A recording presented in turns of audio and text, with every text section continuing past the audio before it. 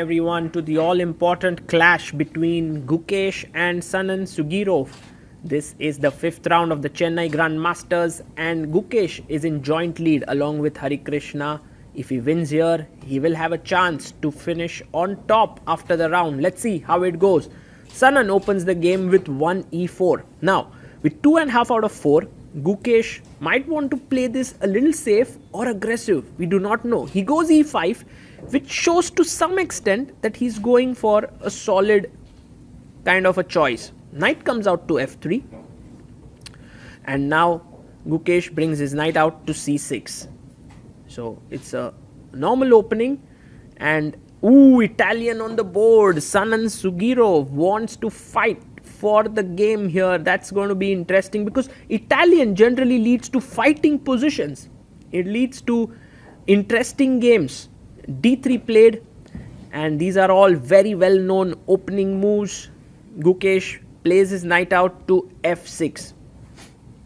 And now will Sanan castle? No, he first goes knight d2. Now this move order maybe not the most popular way to play.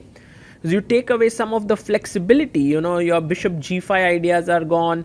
The knight could have gone to a3 later, but all of this is now gone away. But the position is very, very standard. He will play c3 now, or h3, or rook e1. These are all common moves. c3 played. And Gukesh plays another typical move, a6, making square for the bishop to drop back on a7 if needed. And now Sanan plays a4, gaining space on the queen side. And here bishop drops back to a7. And how does he go? h3 played.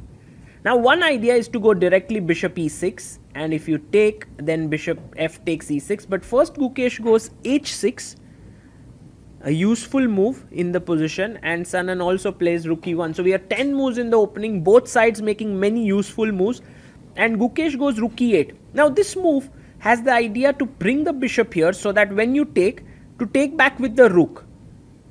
Knight f1, the knight is going to g3, and eventually look at the f5 square. Bishop comes out to e6.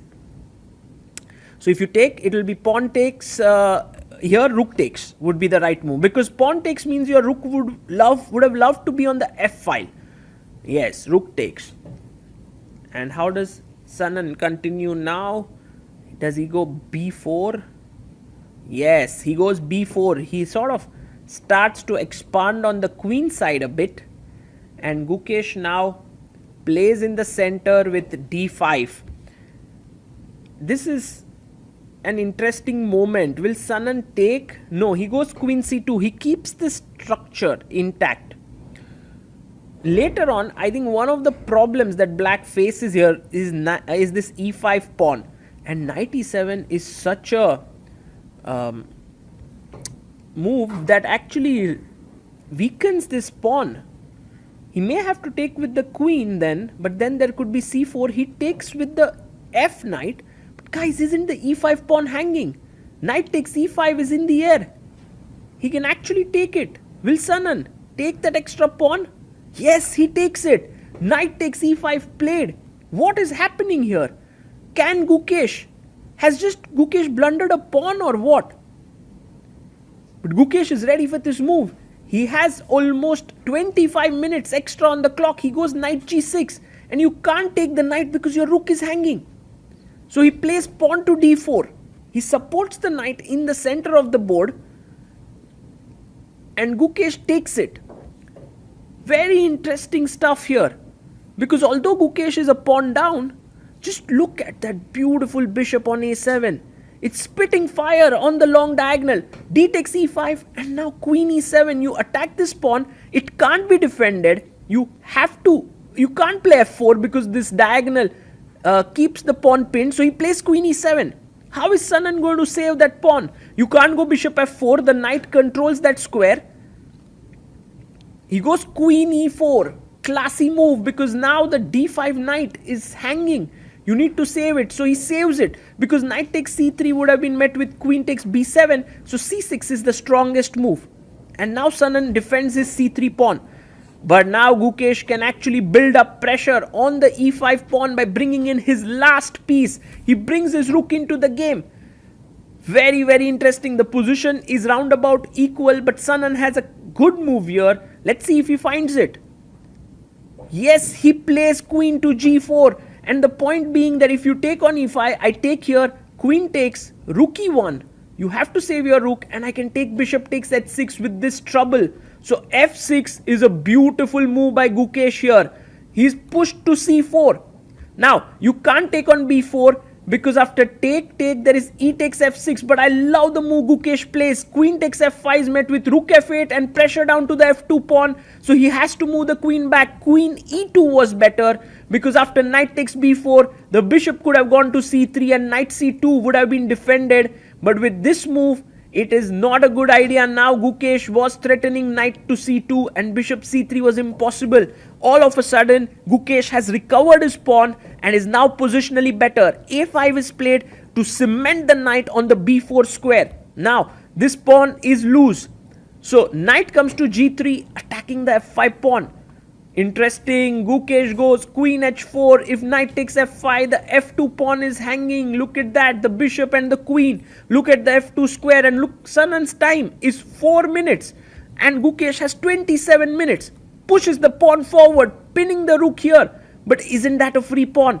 Gukesh chops it off and he's like, thank you, Sanan, for that pawn. Bishop comes up to e3, trying to neutralize the bishop on that long diagonal.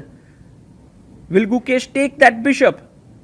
I think that seems like the logical thing to do. He takes it. Bishop takes e3. And now rook takes e3. But is there a fork here? A pawn fork with pawn coming forward to f4. Yes, Gukesh plays it. Because if knight f5, there is queen g5 and black wins. Rook e4 is the only move, pinning the pawn this way so that you can't take the knight. But now Gukesh can move his queen away. That seems like a logical move to play, but he goes knight d5. He defends this, he improves his knight, but he is giving up the b7 pawn and Sanan takes it. Greedy Sanan there taking the pawn on b7, but it feels like a poisoned pawn. Now queen can move away. I think that's a good move. Queen g5. Yes, excellent move. Attacking the knight here. The knight has to move. He goes knight f1. And now is f3 in the air. Is rook g6 in the air. There is a knight c3 move also, which can be considered knight c3, rook e1, knight e2. That's a very, very interesting piece. Sacrifice g3 played here by Sanan. He was getting mated on g2. And here Gukesh now has exposed the king completely. White's king stands very weak. The rook comes into e1, but now the h3 pawn is hanging. You can chop that off. Queen takes h3. Will Gukesh take it? Yes, he takes the pawn on h3. He's now a pawn up and the white king is in shambles. What is Sanan doing? And you can see Gukesh looks very relaxed there. Queen comes back to b3 and a very good move now is rook f8. Just putting one more piece there. Oh, he takes there. It's maybe slightly inaccurate. Sanan must take back with the pawn, which is the best move here. But with low on time, he takes with the knight. And it's more logical to keep the knight there and the pawn on f2. But now Gukesh can go h5, h4. That's a good idea to open up this file. He's thinking. He has 10 minutes still. He goes rook f8. This is also a very good move. Because one of the main ideas here, it can be to play your rook to h5, f5 and h5 and checkmate him here. The rook comes to e3 and now rook f5. I think that's a great move. It seemed like this square is not available, but it is. The knight is pinned. Gukesh plays it. He's playing fantastic chess here. Gukesh is very close to getting the sole lead in the tournament because Hari Krishna has already drawn his game, which means he's on 3 out of 5, while Gukesh with a win can move to 3.5 out of 5. He comes back in his chair. He sits down. Now rook h5 is possible, but first he takes the exchange. Thank you so much, Sanan, because the knight was unpinned. And now either rook h5, but then there is queen f3 somehow stopping the mate. in 1. So you need to actually go back with your rook here.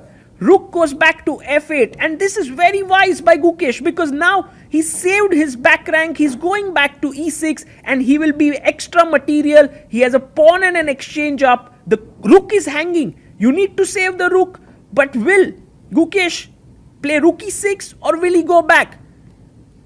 He goes back, queen e6. So Gukesh saying to Sanan, look, I am an exchange up and a pawn up, and I will get the job done now. I don't need to do anything spectacular. And that's a sign of a man who's very well matured. Although Gukesh is just 17 years old, his play is absolutely flawless in this game. And he plays his rook to g4, threatening to take the a pawn, threatening queen c4.